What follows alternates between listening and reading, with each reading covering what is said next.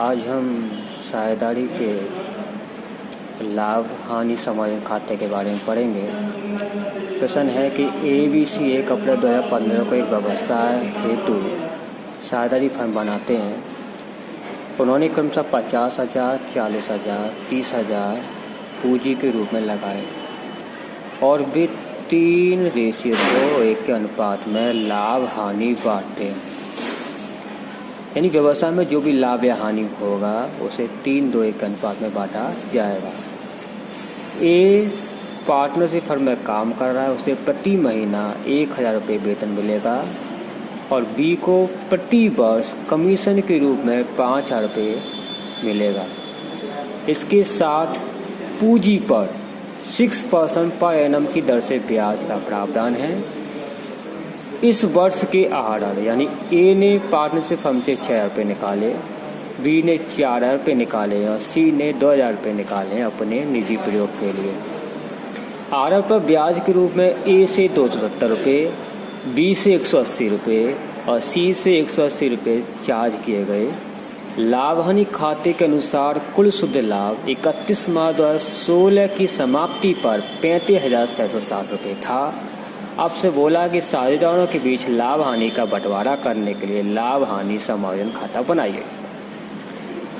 तो पहले बच्चे ध्यान रखेंगे कि लाभ हानि समायोजन खाते को इंग्लिश में बोलते हैं प्रॉफिट एंड लॉस एप्रूवेशन अकाउंट। यह अकाउंट कब बनता है? साल के अंत में। साल का अंत कब हो रहा है आपका? 31 मार्च 2016 को। क्या तो लिखेंगे for the year ended on 31 मार्च 2016। जो भी साल का एंड होगा वो यहाँ लिख दिया जाएगा। पेंड एप्रूवेशन अकाउंट की 2 साइड होती हैं, एक डेबिट होती है लेफ्ट वाली और राइट वाली होती क्रेडिट। कॉलम बनाया टी फॉर्म में, देखिए टी फॉर्म में बन रहा है, ये अकाउंट है टी फॉर्म में बन रहा है। Left hand side debit, right hand side credit.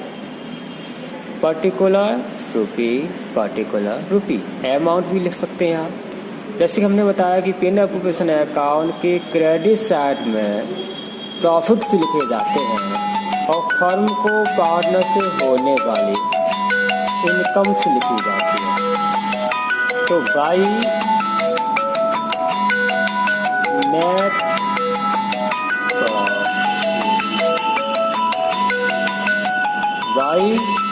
Net profit यानी P&L अकाउंट से जो भी प्रॉफिट निकल के आया है वो हम लिखेंगे।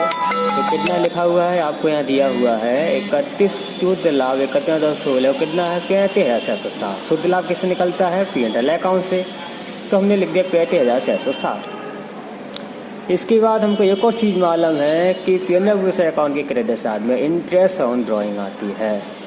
यानी अगर पार्टनर फर्म से पैसा निकालते हैं अपने निजी उपयोग के लिए तो फर्म ऐसे पैसे पर जो ब्याज लेगी फर्म की आय होगी। तो क्रेडिट साइड में क्या लिखी जाती है? फर्म की आय। तो इंटरेस्ट ऑन ड्रॉइंग ए का कितना था? ए का दिया है 270, बी का कितना है 180, सी का कितना है 180। तो हमने तीनों का लिख दिया और बाहर टोटल कर दिया कितना हो गया 630। इसके बाद हम आप और माना कि अकाउंट के क्रेडिट में और कुछ नहीं डलता तो हम क्रेडिट साइड का टोटल कर लेंगे। टोटल करने के बाद कितना आ रहा है आपका? आ रहा है 36,290। अब P&L एप्रूवेशन अकाउंट के डेबिट साइड की बात करेंगे तो डेबिट साइड में फर्म पार्टनरों को जो भी देगी उपलब्ध लाभ में से और पार्टनरों पर जितना भी खर्चा करेगी अवेलेबल प्रॉफिट में से वो सब हम डेबिट साइड में लिखेंगे। तो पहला यहाँ पर लिखा हुआ है कि ए को प्रति माह 1,000 रुपये वेतन मिलेगा। अब देखिए ए को हर महीने 1,000 रुपये वेतन मिलेगा। ये आया कब था? 1 अप्रैल को। खाते कब बंद हो रहे थे? 31 मार्च को। तो 1 अप्रैल 2015 से लेकर 31 मार्च 2016 तक कितना हो गया? 1 साल। तो ए का 1 साल का वेतन कितना बना? 1,000 × 12 यानी 12,000। अब बी का कमीशन कितना है आगे लिखा हुआ है? बी को प्रतिवर्ष कमीशन के रूप में 5,000 रुपये दे। ये प्रति पूरी साल का है तो बी का पूरी साल कमीशन कितना हुआ? तो बीज कमीशन अकाउंट 5,000 फर्म पार्टनर को दे रही है। इसके अलावा फर्म यही भी लिखा हुआ है कि पूंजी पर 6% ब्याज भी मिलेगा। तो फर्म पार्टनर को उनकी पूंजी पर ब्याज भी देगी जो फर्म के लिए खर्चा है। तो to interest on capital account क्योंकि 3 पार्टनर है, तीनों का नाम ए बी सी, तीनों की पूंजी पर ब्याज 3,2400 में कैलकुलेट कितना आया 7200 आया। कैसे हमें देखते हैं पूंजी ब्याज की गणना कैसे की हमने। Calculation of interest on capital, A B C तीनों की हमने प्रारंभिक पूंजी ले ली। बच्चे ध्यान रखेंगे पूंजी पर ब्याज की गणना प्रारंभिक पूंजी पर होती है। तो 50,000, 40,000, 30,000 और 6% की दर से नहीं पूरी 1 साल का ब्याज देना होगा, क्योंकि पूंजी इन्होंने बिजनेस की शुरुआत में लगाई है। तो कितना हो गया 3,2418, कुल कितना हो गया 7200। ये 7200 हमारी अमाउंट यहाँ पर आ गई। आगे जी ठीक। उसके अलावा अब कुछ भी नहीं है और बच्चे है ना, इसके अलावा कुछ नहीं है। अब क्या करना है आपको, क्रेडिट साइड में से कि टोटल जो होगा इसमें से ए की सैलरी, बी का कमीशन, इंटर कैपिटल घटाने के बाद जो आएगा यानी कितना आएगा हमारा 12,090 आएगा। इस प्रॉफिट को हम बोलते हैं डिविजिबल प्रॉफिट, यानी पार्टनरों में ये प्रॉफिट बांटा जाएगा। जो कोई आया है distribution of profit among partner, कैसे निकाल डिविजिबल प्रॉफिट कितना है 12,090। कैसे आया, क्रेडिट साइड के टोटल में से डेबिट साइड का टोटल घटा दिया है ना। उसके बाद अब ए का प्रॉफिट कैसे निकालेंगे, अब 12,090 को हमें ए बी सी तीनों में बांटना है। तो 12,090 को ए बी बांटेंगे तो हम पार्टनर सीरीज में पहले लिख दिया था कि 3-2-1 अनुपात में बांटा जाएगा।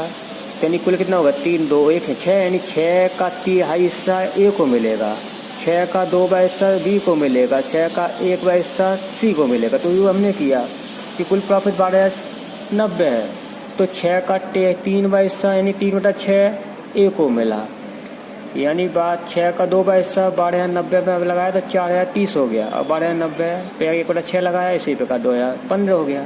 ये प्रॉफिट पार्टनरों को बांटा, ये हमने यहाँ लिख दिया, टोटल किया और आउटर में लिख दिया 12,090। तो बच्चों ये हो गया P&L एप्लीकेशन अकाउंट।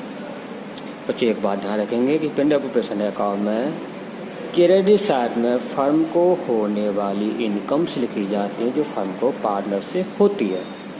ठीक है, शुरुआत किससे होती है क्रेडिट साइड की, नेट प्रॉफिट से। इसके अलावा फर्म को अगर पार्टनर से इंटरेस्ट ऑन ड्राइंग अगर मिली है तो वो लिख देंगे। डेबिट साइड में क्या आएगा कि फर्म पार्टनरों को जो भी उपलब्ध लाभों में से दे रही है, पार्टनरों पर जितना भी खर्चा कर रही है वो सब डेबिट साइड में लिखा जाएगा। जैसे एको सैलरी दिया, अब एको सैलरी पूरी साल की मिलेगी, क्यों मिलेगी, क्योंकि ये शुरुआत में आया था और सैलरी देने का प्रावधान कैसे पर महीना है।